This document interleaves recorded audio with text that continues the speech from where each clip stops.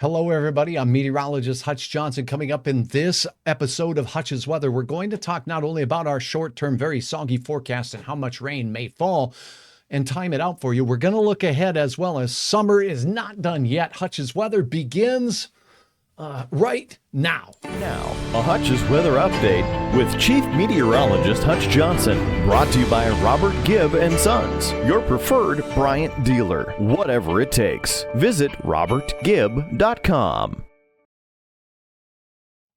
All right, everybody, we're going to begin with that long-range look, and to do that, we're going to look at the American model. This is a look way ahead, so keep in mind, the farther out we get in time, I always let you know that the lower the confidence is in that particular forecast. So here we go. We're going to look at, I'm going to switch this over to the European model for this extended forecast, showing that as we go through the night tonight, showers of rain will mainly push into Minnesota, but notice this batch north of the low pressure center continuing and persisting right through the morning hours tomorrow. And look at this. It basically sits and spins through us all day long. Now, southeast and easterly winds early in the day will become more northerly in the afternoon. Northeast winds in Minnesota, northwest winds across North Dakota, showers ending late in our night on our Thursday. Then as we go into Friday, the shower chances shift into, Wisconsin and the extreme eastern reaches of Minnesota. High pressure builds in, decreasing clouds throughout your Friday and a boost back up in temperatures. After that, look at how dry we are for the most part. We go through Saturday,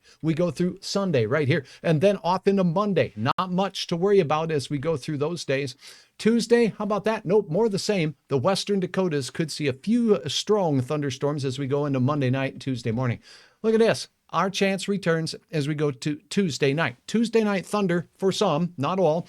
Those quickly pass through, and that's about it. Temperatures remaining on the warm side for most of us. Low pressure developing out to the far west late in the week will bring a chance for a return of some wet and windy weather as we close out the work week Thursday and into Friday. So that's your extended forecast.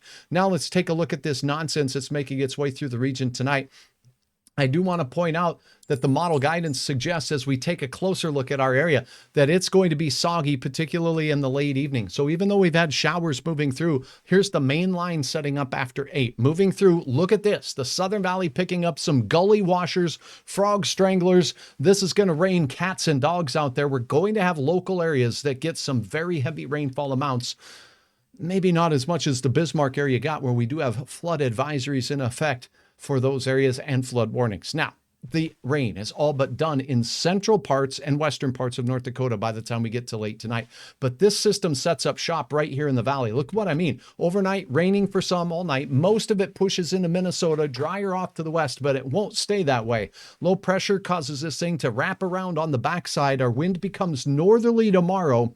And here comes another wave of rain, particularly in our northern counties. This might be when you have the best chance to pick up some reasonable and significant rainfall amounts. This system stays with us all through your day. As we head into the nighttime hours on your Thursday, it finally vacates the area and sneaks into Wisconsin. And that's not cheesy. That's just the way it is. So we're talking rainfall potential with this particular system that looks to be mighty soggy. I do think we're going to see pockets of rain over 3 inches. There'll be a heavy band moving through eastern North Dakota. Not everybody is going to get 1 to 3 inches of rain. You know how thunderstorms act. Just know that where those track and where they set up, it's going to be a soggy proposition. There'll be some holes in the heavy rainfall here and there across parts of western Minnesota, but it looks like parts of southern Minnesota, including Lakes Country, have a chance at seeing some narrower heavy bands as well. It will not look like this with this many areas getting the heavy rain by the time we're done, but most of us will have a good shot at least 1/4 of an inch, with some of us picking up a just ridiculous amount of rain. As you start your day on your Thursday, 60s for most, scattered showers mainly on the Minnesota side of the river. Southeast winds early will become northwest or northeast. See the arrows here? Northeasterly in Minnesota, northwesterly, and look at the heat returning out to the west. It won't take long to see these temperatures build. Look at Jamestown, 81 at 5 o'clock tomorrow, 71 in Fargo, and cooler still where the swirling pools of cool rain showers persist for the northern part of the valley and into the southern part of the valley. going into your Thursday afternoon. And the 7-day planner shows the numbers that we were speaking of. Thursday, showers all day long. 1.5 or more inches of rain is going to be possible, even in and around the FM area. Hey, then we're hardwired for some summer fuel to return on Friday. It looks like 80 does return Saturday, wherever you may roam.